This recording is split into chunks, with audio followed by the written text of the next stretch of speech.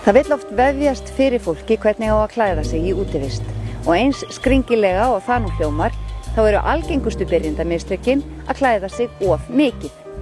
En hvað er of mikið? Ekki vill maður klæða sig of lítið og verða kalt. Einfaldasta leiðin til að mæta þessari óvissu er að klæða sig í nokkur þunn fatalög í staðinn fyrir fáar en þykkar flíkur.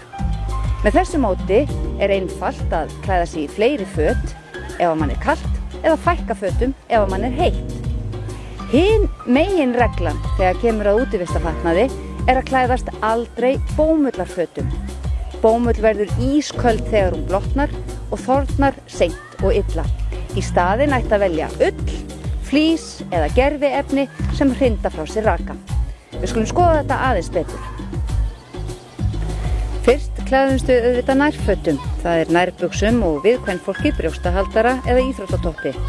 Og ekki gleyma, engar bómullanærbuxur. Næst kemur svokallað innstalag, það er nærföt gjarnan úr ull. Hvort á að velja langerma eða stutterma, síðarbuxur eða hálfbuxur, það fer bara eftir smekk og ástíma.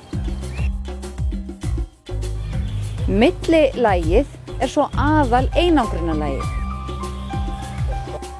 Að neðan eru þetta til dæmis þægilegar göngubuxur eða flísbuxur og að ofan flíspeysa, ullarpeysa eða svokölluð mjúkskelspeysa eða prímaloftjakki gjarnan með einhverri vindvörn. Oft er gott að vera í tveimur millilögum að ofanverðu því þannig er gott að mæta hitasveiflum og klæða sig í og úr. Síðast en ekki síst er það ysta lagið sem er líka stundum kölluð skel. Þetta er jakki og buxur, gjarnan svekkbuxur með axlaböndum. Þessar flíkur eiga að verja okkur fyrir vindi og rigningu og best er ef fötin anda og hleypa þannig svita út. Að sumri til er skelin oft geymt langtímum saman ofan í bakpokanum en hún er nauðsynleg engu að síður. En þetta er ekki allt, það þarf líka gönguskó. Þeir þurfa að vera með grófum sóla og góðum stuðningi við fótinn. Og svo þarf sokka. Þeir eiga að vera mjúkir og sumum finnst gott að vera í þunnum sokkum innan undir þykkari. Mikilvægt er þó að vera ekki í bómullasokkum. Og svo er það vettlingar. Sumum finnst gott að vera í fingravettlingum innst, svo ullarvettlingum og að vetri til jafnvel líka skelvettlingum. Að vetri til er líka gott að vera með skíðagleru í bakpokanum og sumrin þá er nú ekki verra að vera með góð sólgleru, sérstaklega ef að ferðast er á jökli.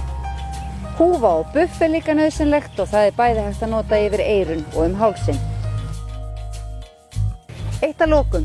Margir gera þau mistök að klæða sig úr fötum í nestispásunum enda er fólki oft heitt eftir uppgönguna. En við eigum einmitt að gera þver öfugt. Klæðum okkur í fötin þegar við stoppum. Þá lokum við hitann inni og nýtum hann alla pásuna. Þá er okkur ekkert að vanbúnaði. Góða ferð og njóti göngunar.